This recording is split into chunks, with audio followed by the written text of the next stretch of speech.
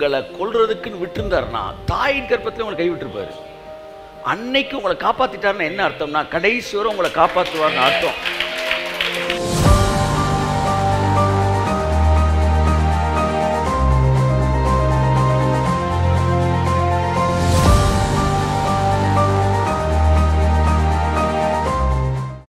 அன்புக்குரியவர்களே,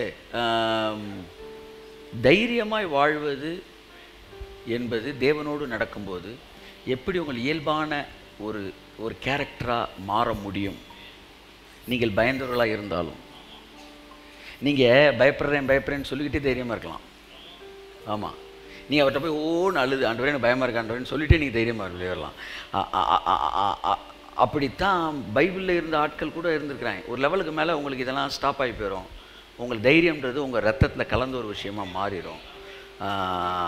தேவனோடு நான் சொல்கிறேன், நடைபெறுங்கள், அவரோடு பேசுங்கள், அவரோட இது பண்ணுங்கள். நெக்ஸ்ட் வீக் நம்ம பார்ப்போம். உங்கள் தைரியத்தை பெருக்கிக் கொள்ளுங்கள், மிகுந்த பலனுக்கு ஏதுவான உங்கள் தைரியத்தை அப்படின்னு பைபிள் சொல்லியிருக்கு. ஸோ கர்த்தருக்கு சித்தமான அடுத்த வாரம் நம்ம பார்ப்போம்.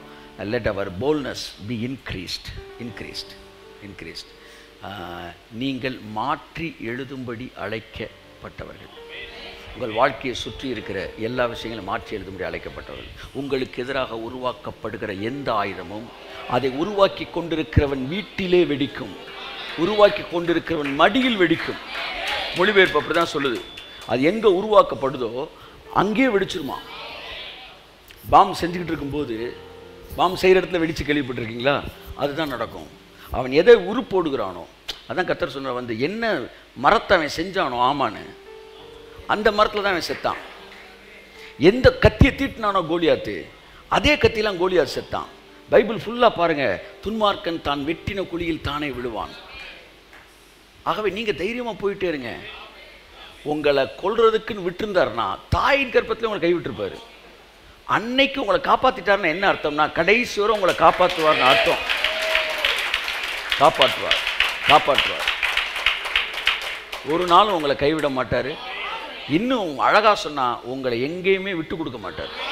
கை தட்டுங்க, அழகான வார்த்தை. ஒரு நாள் விட்டு கொடுக்க மாட்டார்.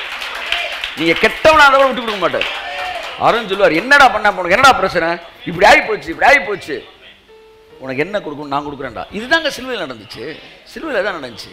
என்ன கரையம் கொடுக்கணும், இவனை விட்டு கொடுக்க முடியாது, வேணா நான் கொடுக்குறேன் அந்த கரையத்தை என்று பிசாசுக்கு அந்த கரையத்தை அவர் கொடுத்தாரு.